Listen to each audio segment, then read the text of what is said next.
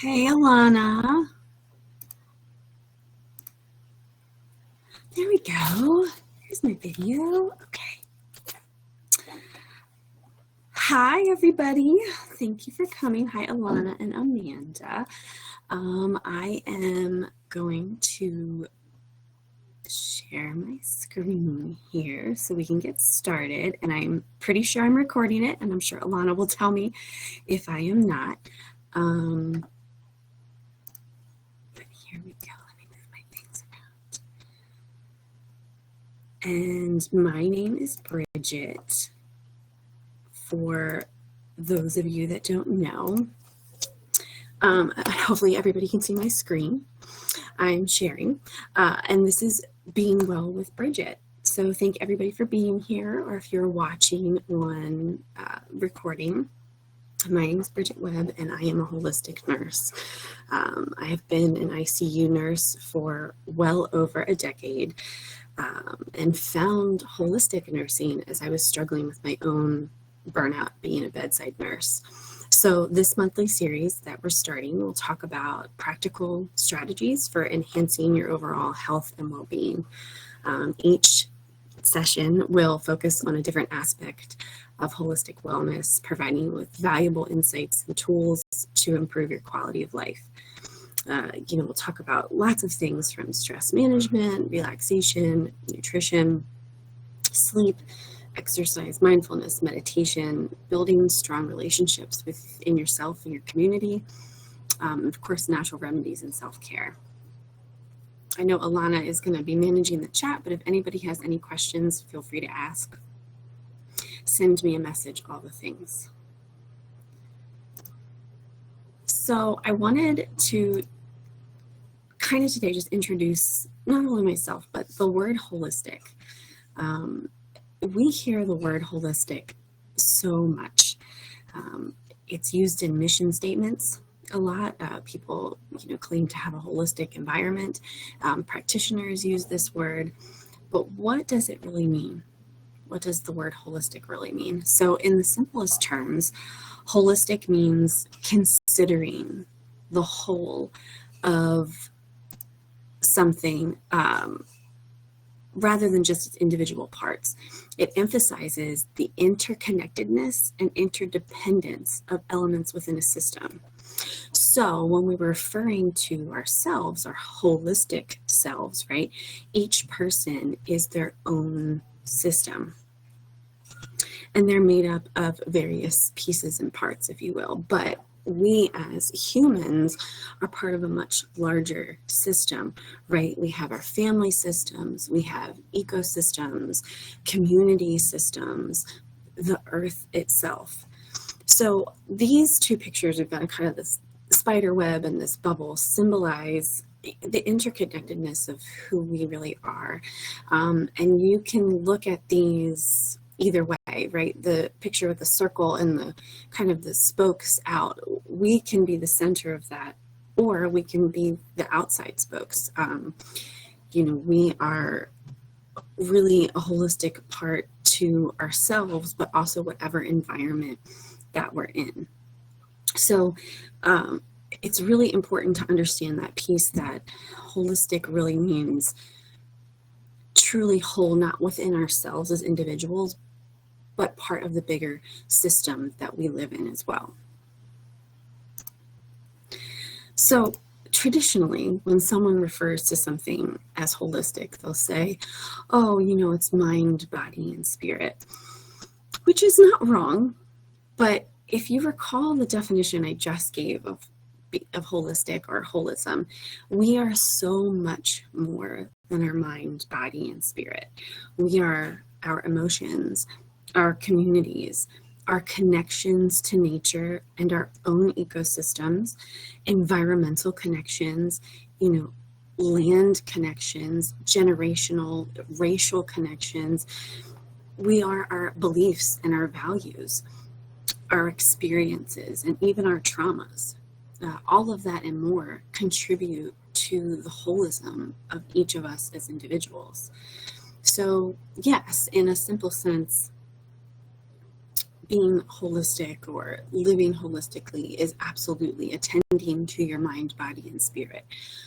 But it is so much more than that. It really is. And sometimes that can be a bit much to kind of sit with and think that, oh, it's more than just me.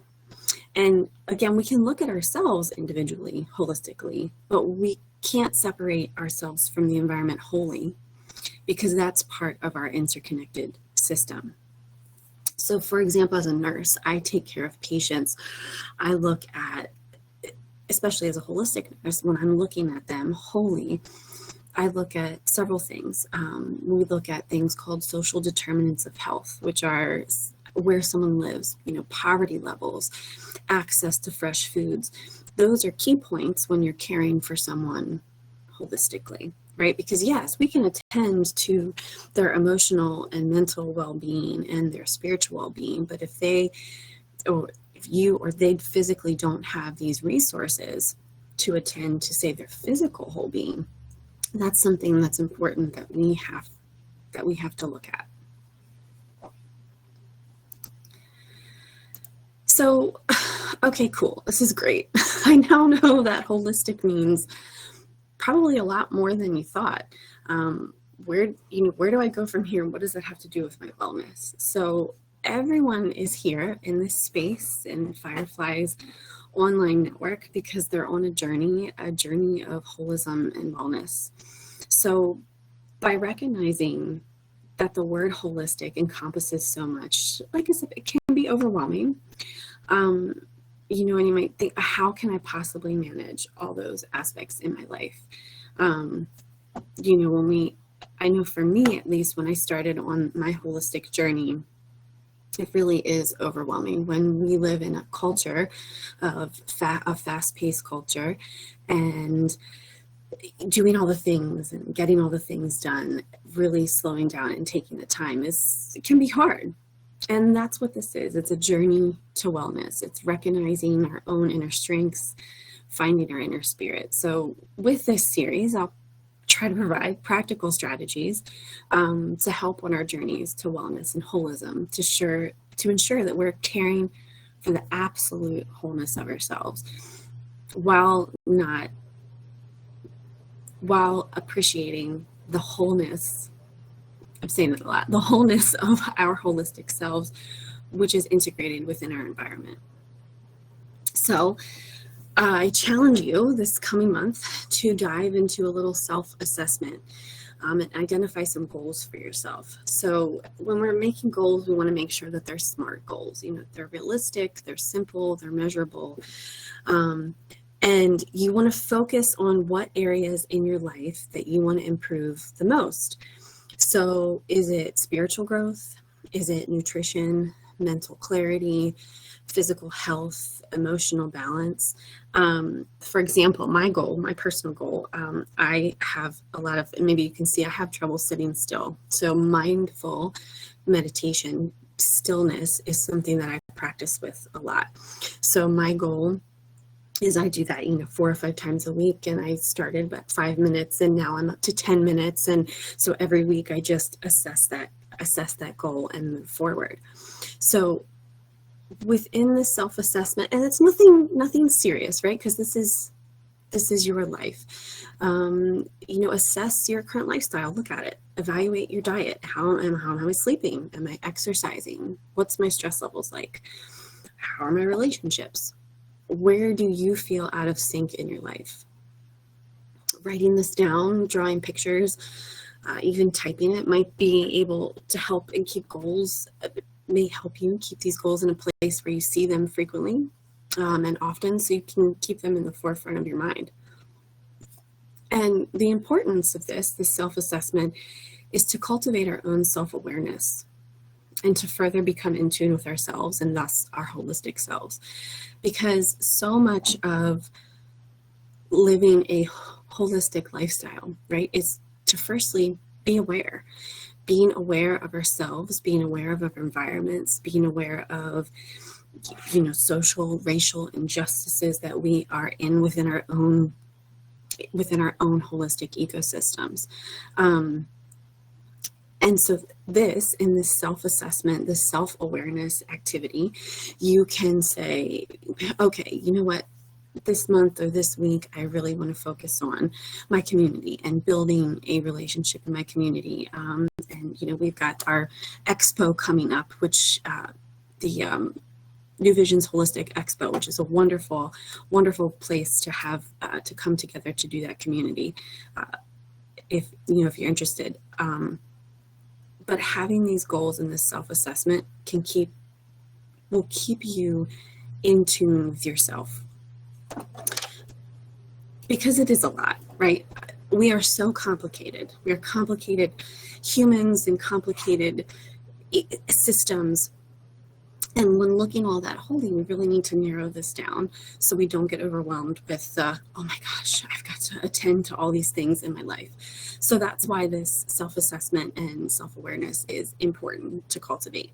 And that's something that we'll be coming back to in this series, is just continuing to cultivate that self-awareness, because it's so important in our lives. I know people like this, that people that come across probably rude, but they don't even know that they're doing it. I'm sure you've come across somebody like that. And that is what this self-awareness is cultivating, is that for yourself, of your own holistic self.